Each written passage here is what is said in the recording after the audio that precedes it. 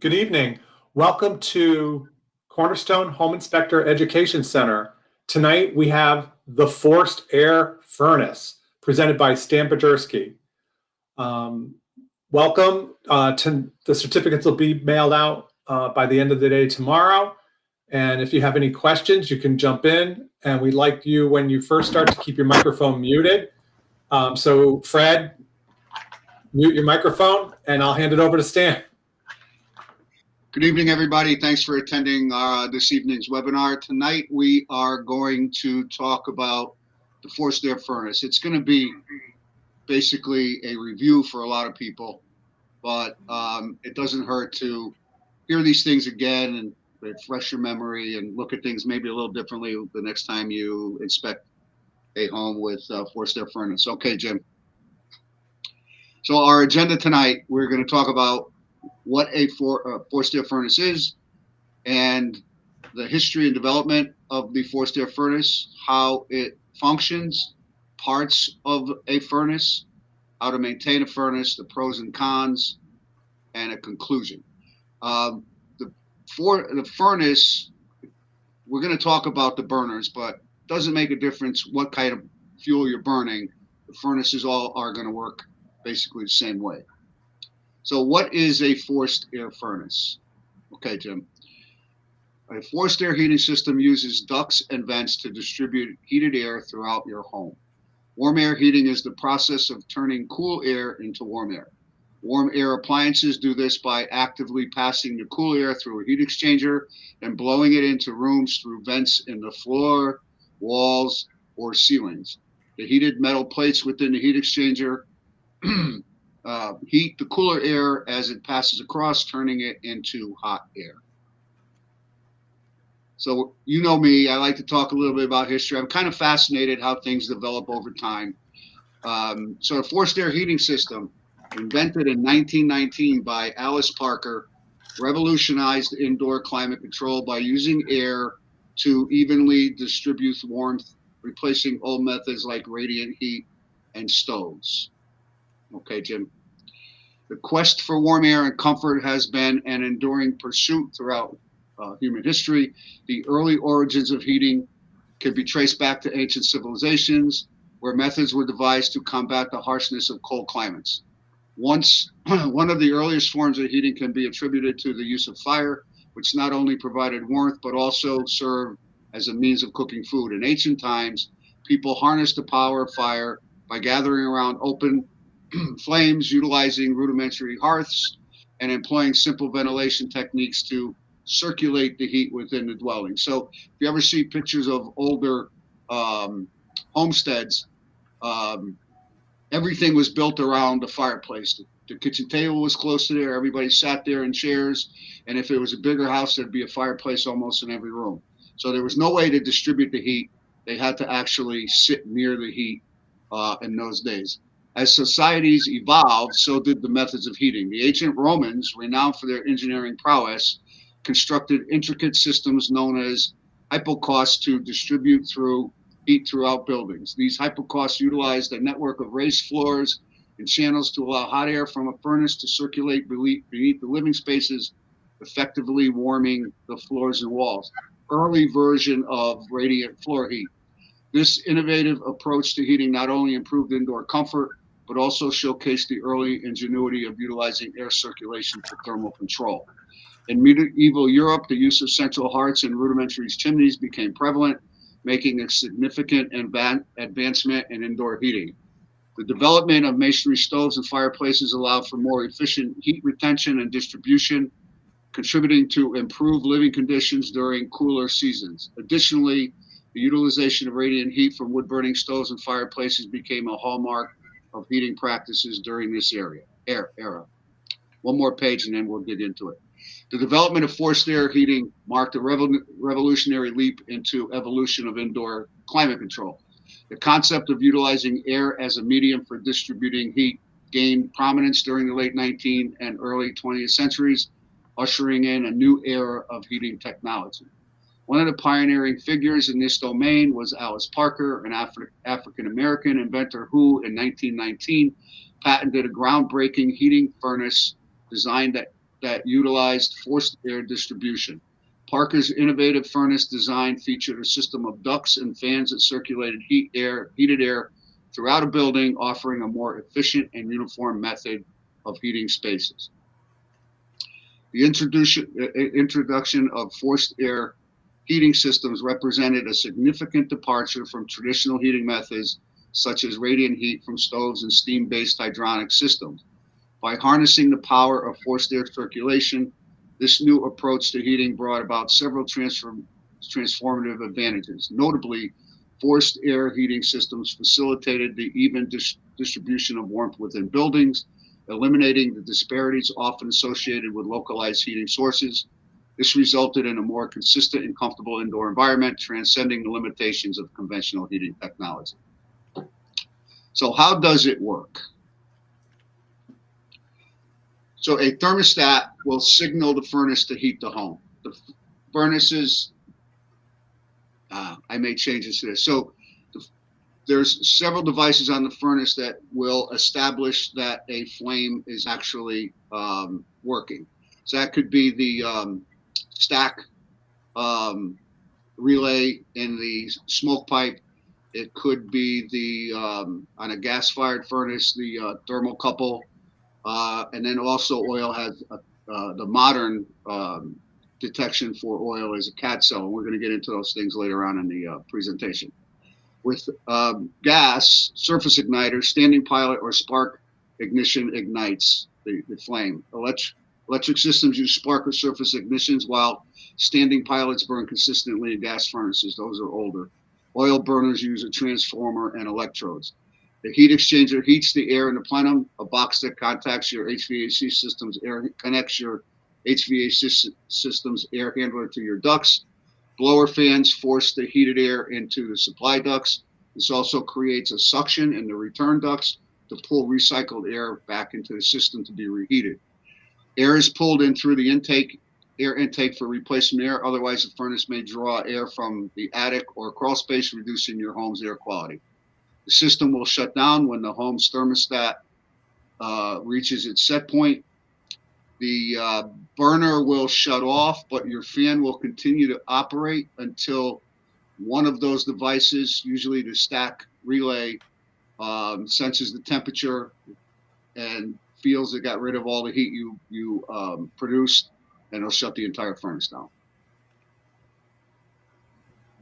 So if you're watching this as a pre-recorded webinar, you need to record view code FA104011. There will be another code, and you'll submit both of them for your certificate. The parts of a forced air furnace. So to better understand how forced air heating system works, here are the essential parts and their importance. We need a heat source. So forced air systems must have a source to draw heat from and distribute throughout the home. Forced air systems use a furnace as their heat source. Thermostats control the temperature in the house and tells the heat source when to turn on and off. Supply ducts distribute heat throughout the home. Return ducts recycle the air back to the heat source. Helps maintain air circulation and prevents hot and cold spots. Maybe. Air plenum, a box that helps distribute heat through your system's ductwork. The heat exchanger, a metal shield located between the combustion chamber and the blower. It transfers heat from the source to the unheated air. Blower fan forces the heated air through the ductwork and creates suction for the return ducts. Safety switches power down the heat source if safe conditions are not met. And combustible fuel exhaust keeps combustion gases out of the house. So now we're going to talk about the burners. So oil burners. An oil burner is a heating device which burns number 1, number 2, and number 6 heating oils, diesel fuel, or other similar fuels. So let me stay on this slide for a minute, Tim. So while we have all these pieces in one picture here, at the front of the burner is the draft tube. The electrodes actually extend into there, and that's where the flame is created. We have an oil pump on the left side there. Inside that oil pump is a strainer, which actually is still filtering. There's 3 ways to filter the oil. There's one at your filter at your tank. There's a strainer inside that pump, and there's actually a mesh filter on the nozzle. There's a secondary air shutter on this. This is an older picture, but you'll see them, the more modern style, on a couple others that we have here. The transformer is what puts 1,000 volts across the electrodes to ignite the oil. The ignition and fire assembly plate is underneath that transformer. Most burners do not have a fire inspection hole anymore. There's an oil feed tube to get the oil from the pump to the burner assembly. We're pumping about 100 pounds of pressure. We're atomizing that oil, creating a spray pattern. It has to be atomized in order to ignite it. If you dumped oil on the floor and threw a match in it, it will not ignite.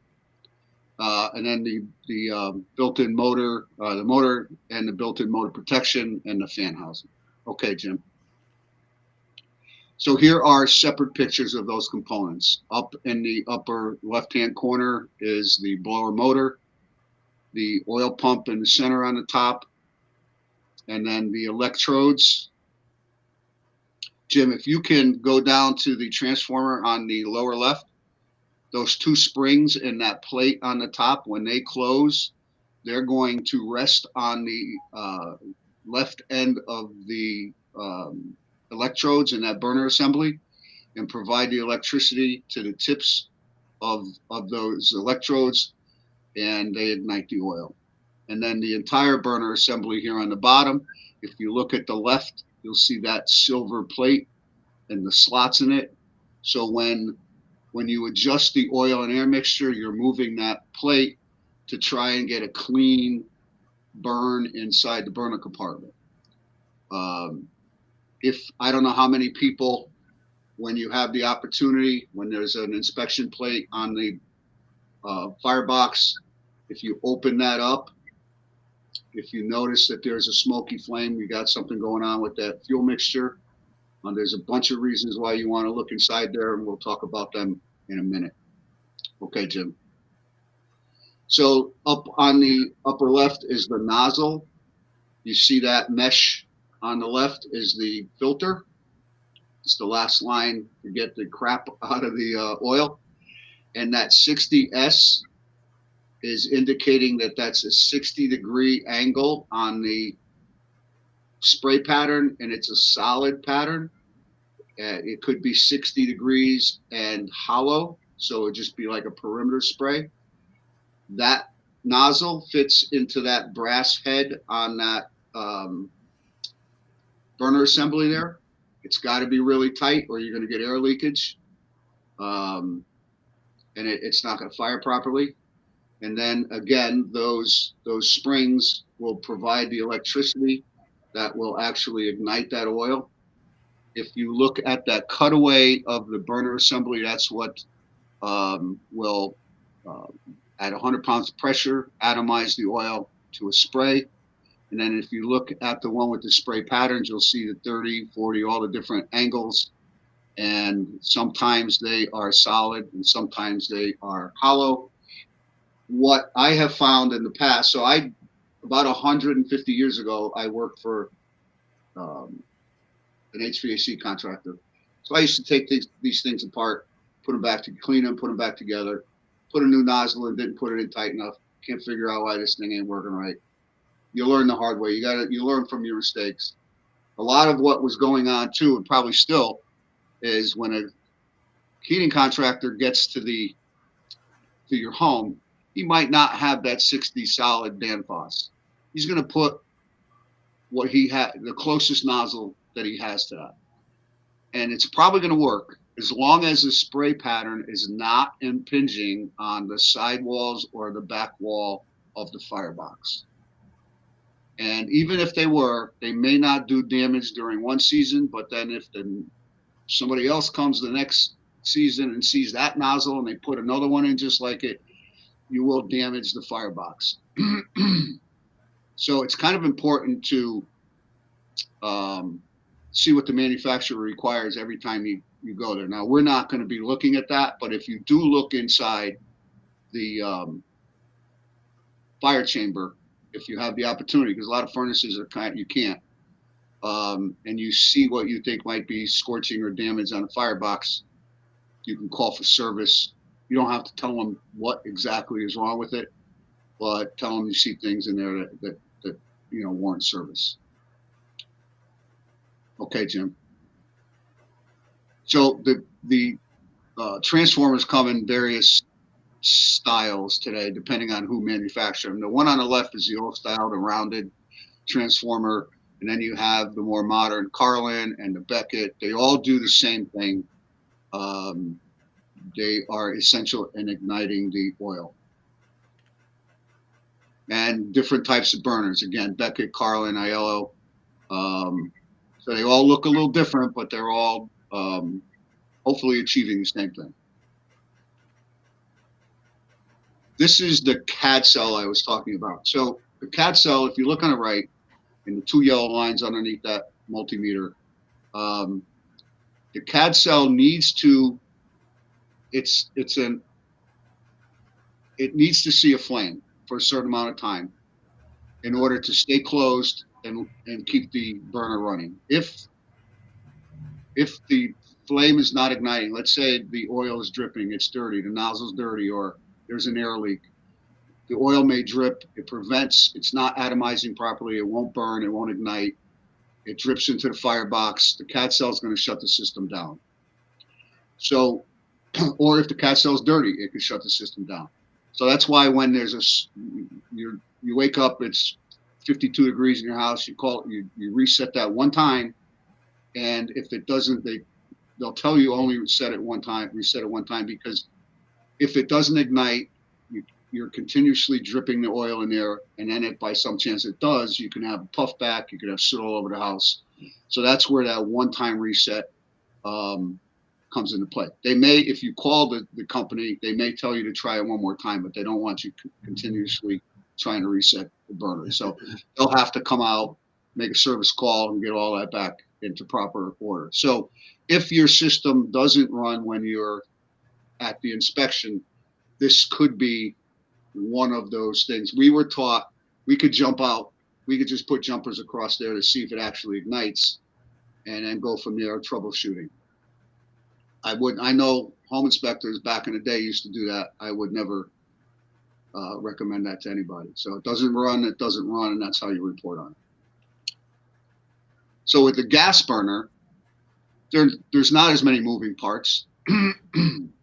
We have a gas valve, and it does a bunch of things, but it's all built into one component. And we have at least these two different types of burners. We have the jet type burner on the top, and then where the flame comes out the little tiny holes from the top. And then the thermocouple, which acts as the CAD cell. That thermocouple has to get hot. That means there's a flame established. If it doesn't, we don't want to keep dumping gas into the burner and into the house, so it will shut the gas valve down if it functions, if there's a malfunction with the gas valve. And the thermocouples can fail and the system won't operate. So most of the time, it's a fuel or fuel sensing problem when these systems don't work properly or they don't ignite. Electric furnaces, I've only seen one that I can remember. They have on the right is one of many style heat banks, electric heat banks, and then a sequencer on the left, which will determine how many of those heaters need to be energized to maintain the temperature.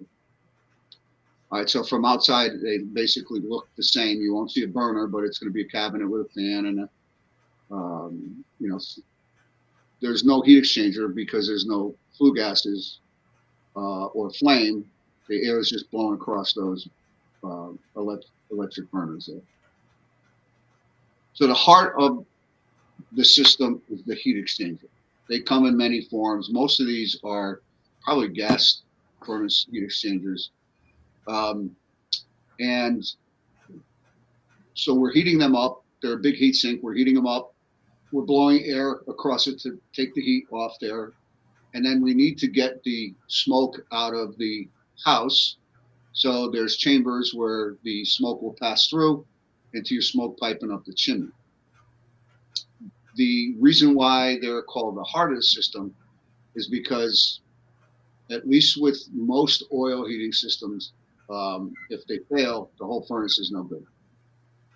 So after years and years of expanding when they're hot, contracting when they get cold, they will develop cracks, holes, perforations that will, when the fan comes on, allow some of the combustion air to be sucked out of the heat exchanger and mixed in with the supply air. All right, so it's always a good idea to have carbon monoxide detectors around, obviously. With some gas-fired furnaces, these are able to be replaced, but by the time they fail, you may want to just consider replacing the whole heating system. That's not up to us either. And we may not even see this. And technically, most standards, there's 33 states that have some type of regulation, and all the standards exclude testing or evaluation of the heat exchanger.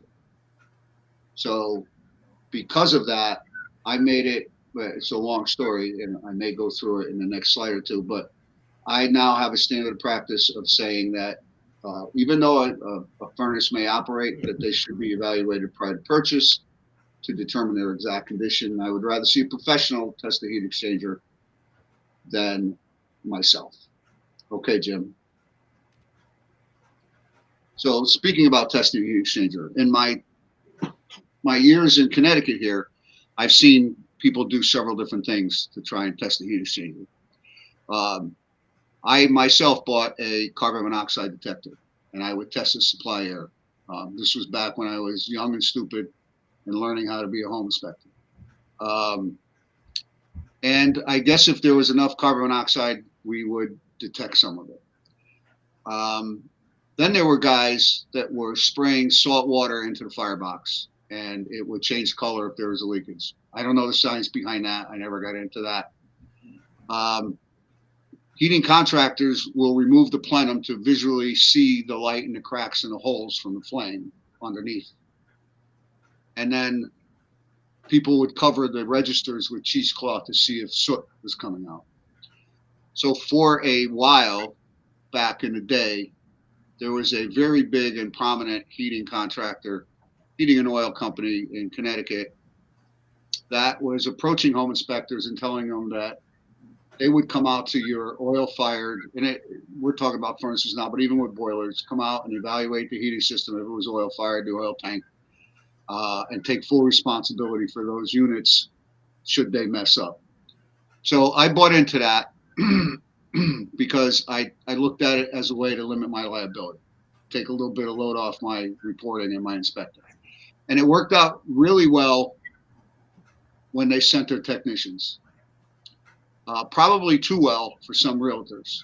They didn't really like it. But they got so many home inspectors to use them that they, especially during the winter, they couldn't send a text anymore because they had, down calls and service calls to do. So they trained a salesman to do this, and they sent him out, and then it was even too much for him. So then they trained an oil delivery guy to do it, and talk about dropping the ball. So I just figured even though they were still indemnifying me, it just reflected bad on me when they were making bad calls. So I decided to cut them loose, and I figured if I'm going to get in trouble, I'm going to get myself in trouble. I don't know if they even still do that. That was a long time ago. So I don't even really give the heat exchanger a second thought. If it's an older heating system, I may bring it up, and I may tell them to specifically have the heat exchanger checked. You know how far that'll go, especially in today's market.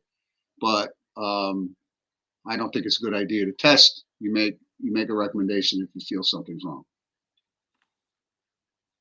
So maintenance for a heating system, if again, that's not our job, but you can pass the information on to your clients. Obviously, I think we all tell our folks where the filter is, maybe identify it in a report size-wise, type-wise. They need to change it quarterly, monthly, or the higher media, whatever they recommend, depending on the size and type of filter. Annual inspection by a certified HVAC technician.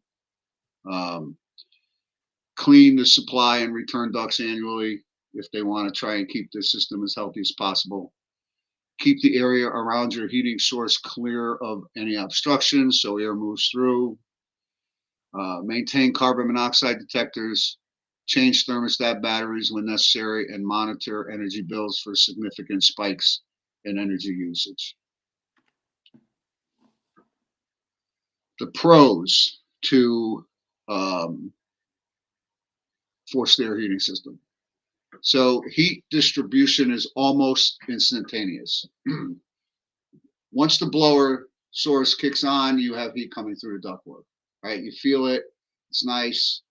The heat source are energy efficient. I would tend to argue with that a little bit. I don't think we have any oil-fired heating system that I've seen that's getting into the 90% efficiency area like condensing style furnaces, gas. So I'm not sure that's actually true. They are pretty reliable if you're servicing them on an annual basis. Cost effective, maybe, especially if you're going to have air conditioning. They're definitely cost effective. They can last for decades. I would say certain models may hit 30 years, maybe more, like the Thermal Pride. My personal opinion is 20 to 25 is probably where the average, at least oil-fired, for both gas and oil, will be. That's what I use when I tell my folks. And then replacement, you use the same ductwork. So the only thing that may have to change is if the size of the heating system is different, the plenum. And then easy installation process. It is kind of easy when you think about it. It's a little bit lighter, easier to handle than a boiler. So those are if there are pros to a warm air system. So cons. Well, they create carbon monoxide. Sure, any heating system that burns oil or gas is going to. Maintenance is required. Again, any heating system should be serviced on a regular basis, just like your car and your house. It's noisy. I agree with that. The forced air heating system is generally noisier than other types. You can hear the burner come on, then you hear the fan pushing the air, the velocity through the ductwork. Ductworks can collect allergen and dust, of course. If not cleaned on a regular basis, then those things will collect, and the loose stuff in there can be pushed through the house and then sucked back in. It's a vicious cycle. And inconsistent heating. We have another seminar, a webinar down the line that will talk about ducts and distribution. We're going to get into this more in more detail, but room sizes, locations, all those things are supposed to be figured out, calculated, but hot and cold spots in houses with ductwork, any heating system, but more prone to ductwork is kind of prevalent in my opinion. Okay, Jim. So one more thing about forced air. Forced air is nice and toasty when it's on, but as soon as that heat shuts off, you start to feel that temperature swing. With baseboard hot water, that hot water is still sitting in the baseboard even when the temperature is achieved. So I think it's a little more consistent. So that could be a con if you wanted to add to that, that it's you feel that temperature swing in between the cycles. So system location, the heating furnace may be located in the basement, crawl space, in an attic, or even in an outdoor utility closet or an attached garage. In all cases, some heating equipment, no matter what the fuel is used to transfer heat to air that is then delivered to occupied spaces of the building. So this is our second view code. If you're viewing this as a pre-recorded webinar, please record FA104021. Submit that for your certificate. So traditionally, when there is a basement, your heating systems are going to be in the basement, no matter if it's a furnace or a boiler. It's probably the best location. It's out of sight, out of mind. It's easier to work on in that area. So that ancient gas-fired furnace is in the basement right there. And the basement's not the best place if it's damp and dirty. It will take its toll on a heating system, no matter what type it is. We also can locate them in attics. Now, there's restrictions to attic installations, and you got to follow local building department requirements. It's very easy to install a condensing unit in an attic because we don't need combustion air up there. But if you're doing a conventional heating system, especially gas, you need to make sure that we have some kind of combustion air, makeup air for the heating system up there. Then the other thing is if it's combined with air conditioning, then we got to have the proper drip pans and so on and so forth. So it's a little bit more complicated when we're in an attic space, especially above a living space. Okay, Tim. Crawl spaces. I haven't seen too many that were located in a crawl space that did not, where the crawl space didn't take its toll on the equipment. Even if there's a concrete floor, they're usually a little bit damper, and there'll be some consequences to it. They're harder to service generally down there. They're more out of sight, out of mind, so people aren't even paying attention. There could be problems that maybe somebody would see if it was in the basement that you're not going to see in a crawl space. So if you're inspecting a house with a heating system in a crawl space, you really, I think, got to take a little bit more time looking that unit over. Although most of the stuff that happens down there will probably hit you right in the face and be very recognizable. Rust, corrosion. Hold on, that's supposed to be off. Sorry about that. Outside. I've never seen one outside. I found this picture. I think that's a great piece of Yankee ingenuity there. But inside there must be a heating system. And it's got to be, well, I guess, yeah, it's got to be forced air supply and return there. So I hope I don't have long to go, but I hope I don't ever see one. But they can be located outside. So that's a lot of writing right there. I don't have any canned phrases for that. No narratives for that. I'm probably going a little too fast here because we still got half an hour. Go ahead, Jim. Garages. I see a lot in garages. Obviously they have to be kept off the ground. Depending on the condition of the garage, they can fare pretty well as long as water's not pouring in. As long as when people drive in, they're not, there should be something to protect it so you don't run into them. But I think in general, probably not a bad place. Maybe in our region, the garages get a little cold. Might have an impact on them, but I think generally I don't find too many, other than not being serviced properly and issues like that. I don't see any major ill effects with equipment installed in the garage. Yeah, don't you call out if the possibility of carbon monoxide from a car entering the ductwork? So I think that's a valid concern, but where would it enter? You mean suck through any cracks or crevices in the return? Yeah. Yeah. If you have a car in there and the engine's on and the carbon monoxide's built up, that, it's possible that it could leak into that furnace. And I guess it could. Yep. So what I usually do is call it out that it's in the garage. It's a safety concern. And you might think about encapsulation of that unit to protect it from garage hazards, cars. So I guess I have to think about how it got installed in there in the first place. If that's original construction, then somebody higher up the ladder than me had to okay that. I want to say also that I don't know how long a car should be running in the garage.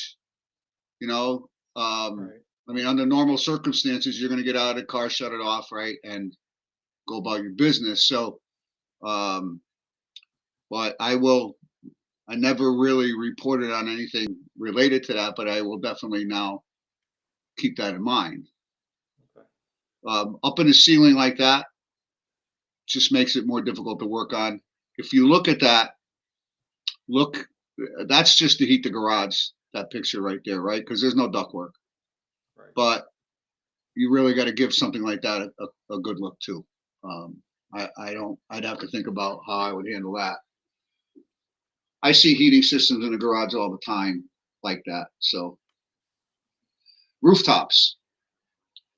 I can see the heating system being on a commercial building roof. I understand that. I did commercial work I haven't done commercial in a long time. I just didn't want to deal with it anymore. But that's conventional to me. However, putting an air conditioning unit or a package unit on the roof of a house with asphalt shingles and a pitch like that, to me, is utterly ridiculous. And I was on a Facebook home inspection group.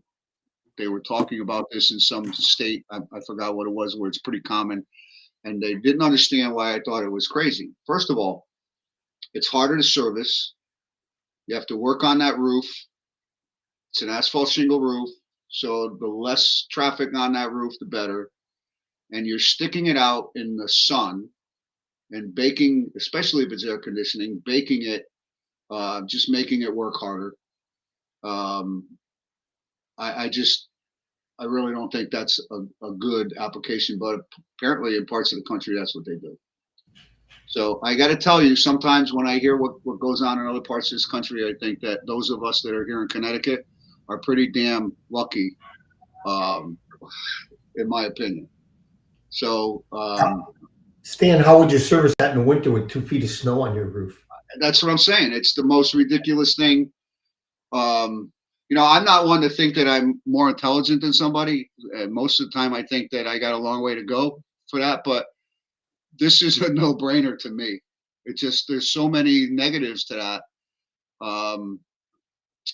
But that's what they do. So it's too bad I didn't record what state that conversation was in. So obviously, forced air furnaces are ideal for central air conditioning, right? Whether you build the house with or design it with air conditioning and heat, there's certain things that have to be taken into consideration when you are providing both. Okay, and I think we're going to talk about that in the next couple of slides, but oh no, right here. So if you design the system for heat and air conditioning, then there's certain considerations you have to take in sizing the ductwork and choosing a fan unit for the system. Because if you have heat only, the circulating fan is one speed and it's designed to move lighter, warm air. So therefore, it would be difficult to get heavier, cool air to the second floor of a 2-story house if you retrofit that unit. If you're in a house, so the classic example is a cape. So I can't tell you how many times, you know, I ask, or now I look online, but I'll also ask, does the house have central air conditioning? Yes, they're all excited. And then we get there and you see window units on the second floor. And the people go, well, why is there a window unit here when we have central air?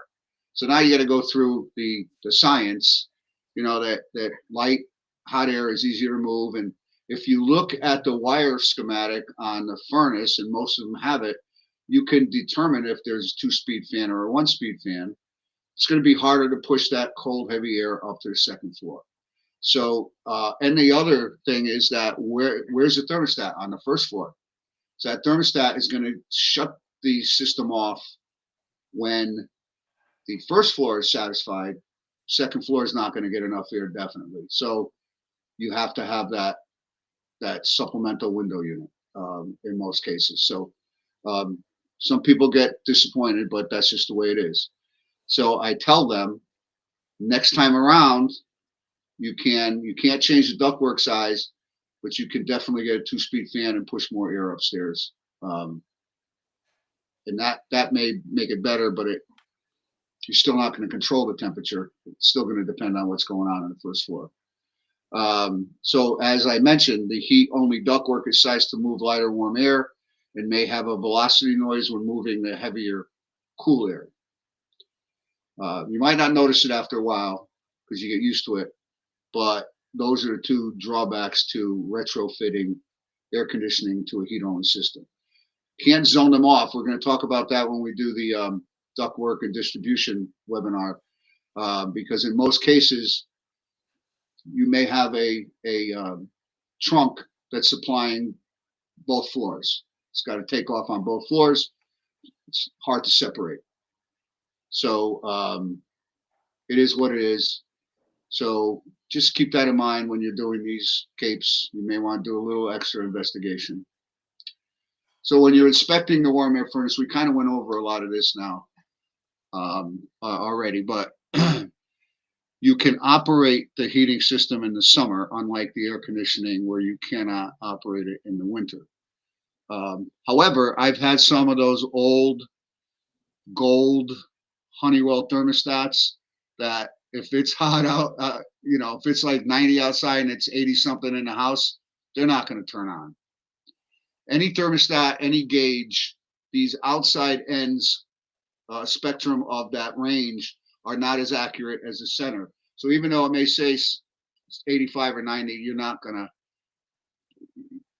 get it to turn on up there, and you have to write that up, right? That did not respond to the thermostat. Now, how do you know it's not the thermostat? Well, if it's sweltering hot, it's probably not the thermostat.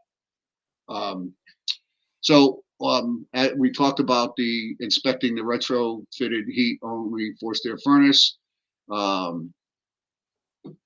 If you want to dig into that, you can look at the wiring diagram if it's legible, or at least mention that to your clients. I kind of examined the condition of the thermostat. Obviously, if it's hanging off the wall, if a cover's missing, if it's mounted cockeyed, it's not level. Those all are things that can affect the operation of the thermostat, especially an older one that has mercury in it. The cabinet. So this goes back to, especially in basements, to inspect the cabinet for rust, scorching, damaged materials. Scorching usually is an indication of a cracked or perforated heat exchanger, right? Because the heat is blowing through the heat exchanger and almost like a blowtorch hitting against the cabinet and discoloring it. So walk around the cabinet, boilers too. If you see any discoloration, you probably got an issue going on. Inspect the burner compartment for debris, fuel leaks, rust, scorching. Yesterday I had a condensing, and you probably all have seen this, rust, moisture in the burner compartment coming from the either leaking condensate, something going on. So you call for service when you see that. And I don't care if it happened 6 years ago or yesterday. I don't know that. So system has to be serviced prior to purchase. They don't have to, but that's what I say in my report. Try and cover my butt, because you know my saying, if you watch out for number one, you'll take care of your clients. Now, I studied in the process of studying all the standards of practice across the country. None of them require that we date a piece of equipment. None of them.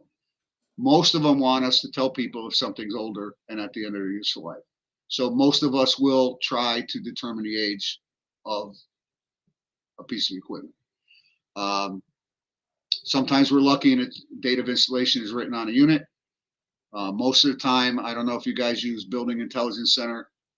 I've had pretty good success in dating things, but I am not afraid to tell anybody that I couldn't determine the age of the unit. I'm not going to spend 2 days sending text out and emails and checking in what internet and calling the manufacturer to find out how old something is. That's not going to be part of my job. If I can't find it easily, I'm going to tell them that it was undetermined.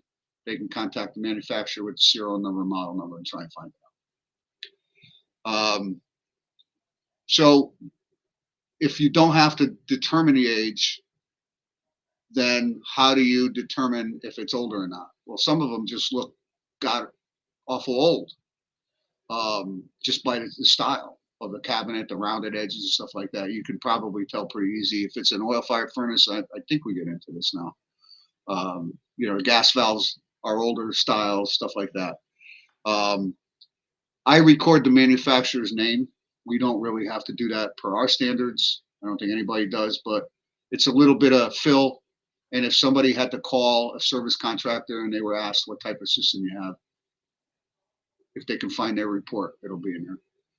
And then because the Connecticut standards and most standards are heavy on safety, if there's anything unsafe, loose smoke pipe, unfastened smoke pipes sections that aren't fastened properly, cracks or openings in the breech of the chimney, anything, wires, bare wires, anything that you see that's a safety concern, obviously is very important to record. So if you look at this picture, there's a lot of wiring there that can be damaged. There's a lot of rust in that box there. There's a loose cover. Where pipe and wires pass through need to be protected properly. So there's a lot to look at that you can report on as far as electrical and the plumbing aspect or gas piping aspect of furnaces. Okay. One of the things, I don't know how you feel about, Stan, about flue size capacity. What I do in my reports is I put in that they should be inspected by a heating contractor to make sure that the capacity of the flue is appropriate for the heating system. Because again, a lot of times we can't see in there. We don't know the size of the flue. If it's a retrofit system, if they've had a water heater connected to it, now the water heater is electric. There's a lot of different components that will go in to if something is sized correctly. What's your feeling on that? I agree. And I have a bunch of disclaimers. So Scott's not online, right? No. Okay. So I helped Scott get into business. He kind of learned from me. We believe in redundancy in our reports. Okay. And what I mean by that is, for instance, my agreement has a bunch of stuff in it, right? That we don't do. We refer to the state standards for more information. Then the second line of defense, let's say disclaiming flue sizing and all that stuff, inspections, then the standards will also confirm that these things are either excluded or limited. And then when you, in your report, I put those disclaimers in again. And then when you report on the defect or the concern, you mention it again. So you can miss it once in a report, but you can't miss those things 4 times. And I'm going to tell you that I've had very few major complaints over 36. I'm starting my 37th year this month. I put, the small things, those fires out on my own. And I firmly believe that I am not that good that I'm not missing stuff. There's just no way to walk through a house. And usually I would say they're probably smaller things. But I think that the way my report and my agreement and all those things are laid out is that there's maybe 1 or 2 damn hurdles too much for an attorney or for these people to jump. And you have to spend as much time protecting yourself, because we're taking liability on for all the components of the home for the low price of whatever we charge. So I'm protecting myself as much as I can. So that's why in your reports, you ask pretty much for evaluation because of the lack of access to the inside of the heating system or the heat exchanger or whatever system, because you're not disassembling it. So Correct. What are you doing? You're Okay. taking a cover off maybe, right? To look inside, or you might Right. move the little inspection plate on there. But other than that, if it's running and you don't see other things that are obvious in a visual inspection, there could be other things going on that you're not going to know. If you can't Right. look in the burner in the firebox, it might be collapsed. But I also explain all this to the people I'm working with, so they have, and they'll shake their heads. Yeah, I understand, until something goes wrong, and they don't understand, and that's why you got to have all the other stuff in the report, in my opinion. Right. And I'm only saying this because for most of my career, I've been involved in ASHI and the Connecticut Association of Home Inspectors. So I've had chats with tons of inspectors. I've heard just about every type of complaint that, for every component of the home. And a lot of times it was a lack of reporting, and that got them in a little bit of trouble. Not so much that they didn't find something, they didn't report properly on it. So I just beat the crap out of reporting. Basically, you gotta spend as much time on what you can't do and what you can't see than what you have found. How long do you let when you come into a house, if it's obviously 70 degrees, 69, 70 degrees, and the heating system's running, that's fine. A lot of times we go into an empty house, it might be set at 62, just so the pipes don't freeze. You fire up that system. How long do you let the system run? Do you just let it heat up to make sure it's going to hit 70, 68, 69? Well, yeah, because if the first thing I do when I go inside is I check the thermostat, see where it's set, and if it's not on, is it meeting the set point? No matter what kind of heating system it is. If it's low because the house is vacant or people are away or whatever, I'll kick it up, and I want to see some type of temperature increase, but I'll leave it on the rest of the inside of the inspection, because the last week I had one that we set at, I don't know, 72, and it kept on shutting off at 68. It wasn't achieving 72, but it ran. So that was enough for me to call for service. I called for service anyways, but this was a particular reason why I was calling for service. Because it wasn't operating to the set point. Gotcha. But all we have to do is say if something's functional or not, at least here in Connecticut. Is it operating? Is it safe to operate? So unless oil, even if it's operating, as long as oil's not spraying out or flames aren't coming out, it's safe to operate. It was operating. Some guys move on. I just think you need to protect yourself a little bit more and kind of just pay a little more attention. So in conclusion, for me here in the Northeast in Connecticut, I shouldn't have put 50% there because I was thinking about that. I'm going to say 45% forced air, 45% hot water, and then probably 10% maybe heat pump, electric heat, some other form of heat. So it's pretty predominant forced air, especially in areas that have air conditioning as well. And then maybe that 45% is like broken up into 50% each gas and oil. I didn't put heat pumps in here because they're not really forced air furnaces, in my opinion, even though they're moving air with an air handler a lot of times. But so we're a little. Go ahead, Jim. I got a couple things. We can go a little bit longer. In your 35 years or 37 years, how many electric filters have you come across that are actually working? Probably, I don't know. It's hard to say, but definitely way less than 50% work. Yeah, they just didn't hang in there, did they? Well, I don't think they were maintained properly or used properly, and then a lot of times I'll find those compartments gutted or somebody stuffed a high media filter in there. It's and then there was some controversy about them. They created some kind of gas or something. I don't know. So I don't think you'll see a whole lot of them now in modern heating systems right now. anymore. No, very So- rarely. The other thing too on report writing, which I find helpful, is it happens to me every once in a while with electric heat. You're running around, you've got a lot of family members barking questions at you, and you'll just leave a room on and you'll forget to turn the electric heat down. I try to walk through the house at the end, make sure everything's off, set back to the way it is. But I also put in my report that the heat and thermostats were set at the end of the inspection, how the inspector found them at the beginning of the inspection. So it gives a little comfort to the agent. If there's a problem, to say, hey, listen, I saw him walk around. He put in the report, was set at 65. He set it at 65.